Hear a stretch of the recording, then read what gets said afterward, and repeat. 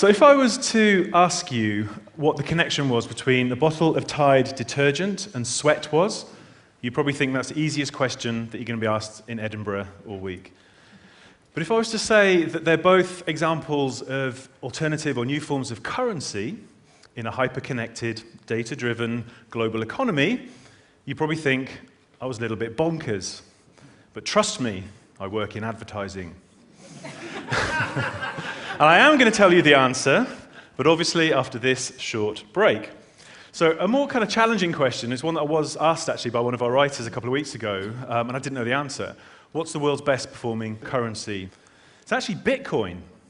Now, for those of you who may not be familiar, Bitcoin is a cryptocurrency, a virtual currency, synthetic currency. It was founded in 2008 by this anonymous programmer using the pseudonym Satoshi Nakamoto. No one knows who or what he is. He's almost like the Banksy of the internet. And I'm probably not going to do it proper service here, but my interpretation of how it works is that Bitcoins are released through this process of mining. So there's a network of computers, a challenge to solve a very complex mathematical problem, and the person that manages to solve it first gets the Bitcoins. So the Bitcoins are released, they're put into a public ledger called the blockchain, and then they float, so they become a currency. And completely decentralized, that's the sort of scary thing about this, which is why it's so popular. So it's not run by the authorities or the states, it's actually managed by the network.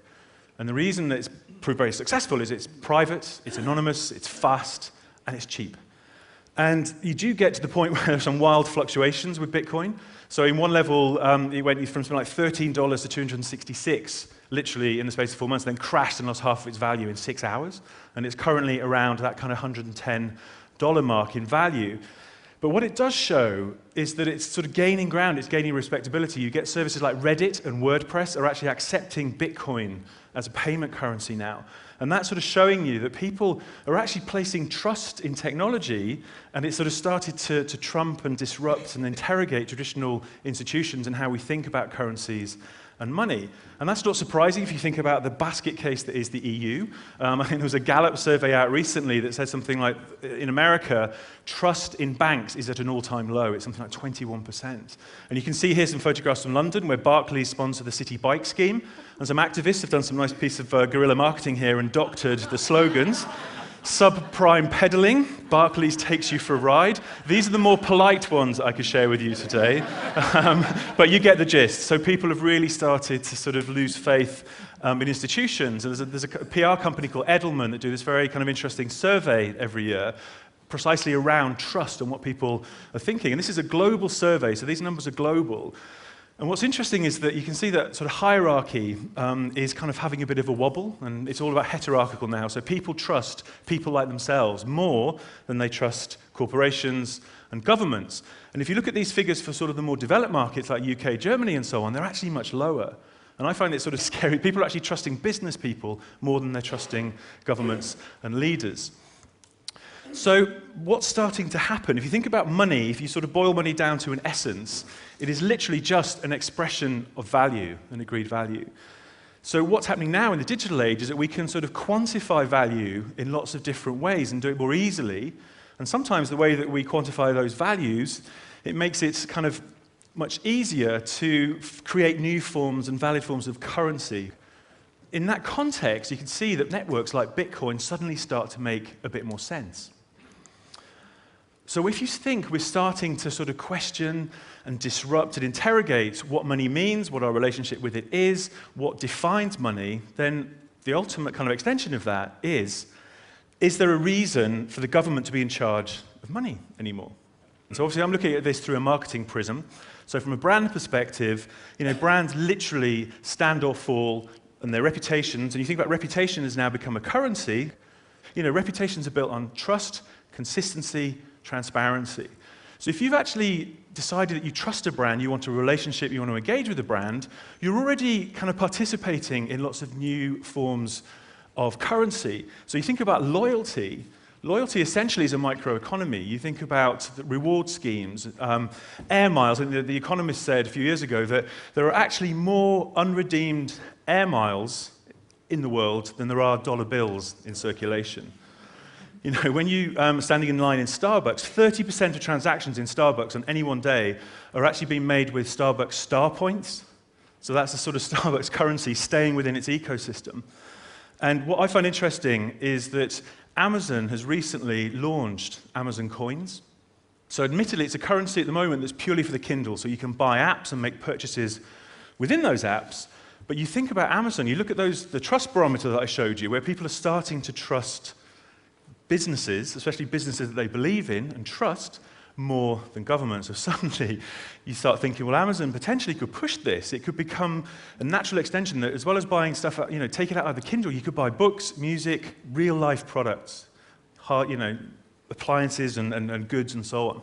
And suddenly you're getting Amazon as a brand is going head-to-head with the Federal Reserve in terms of how you want to spend your money, what money is, what constitutes money.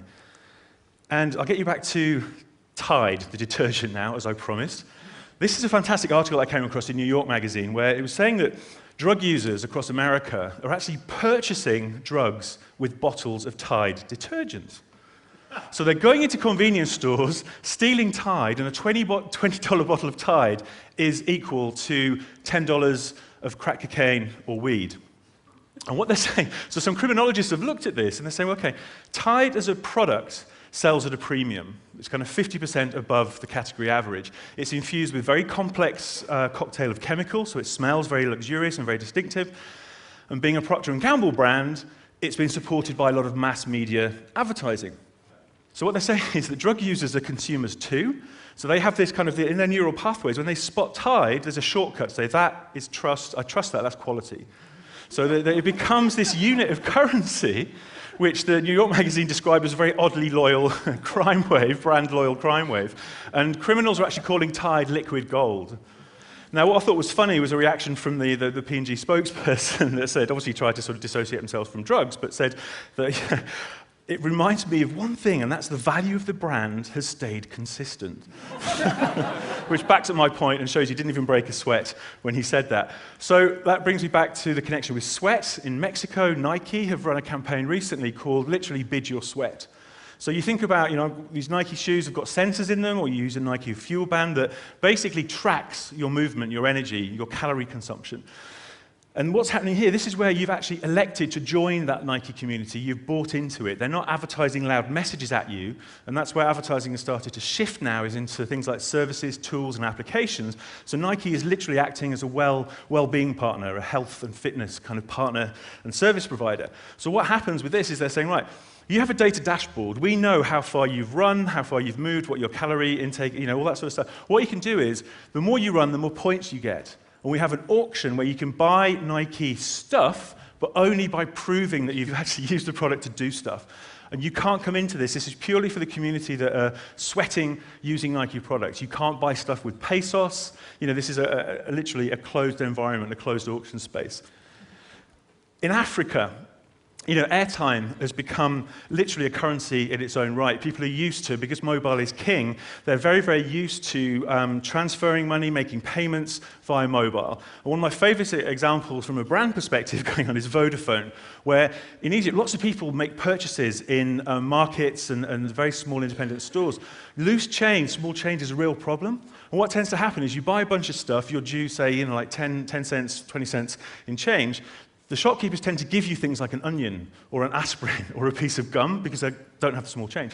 So what Vodafone came in and saw this problem, this consumer pain point, and they created some small change, which they call FACA, which literally sits and is given by the shopkeepers to people, and it's credit that goes straight onto their mobile phone. So this currency becomes credit, which again is really, really interesting.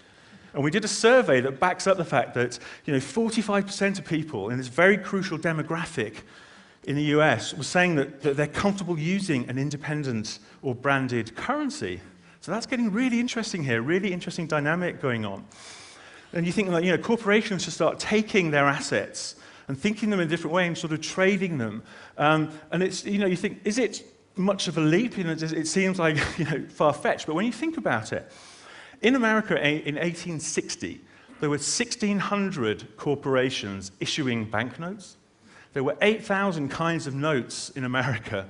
And the only thing that stopped that, the government controlled 4% of the supply, and the only thing that stopped it was a civil war breaking out, and the government suddenly wanted to take control of the money. So government, money, war, nothing changes there then. So what I'm going to ask is basically, is history repeating itself?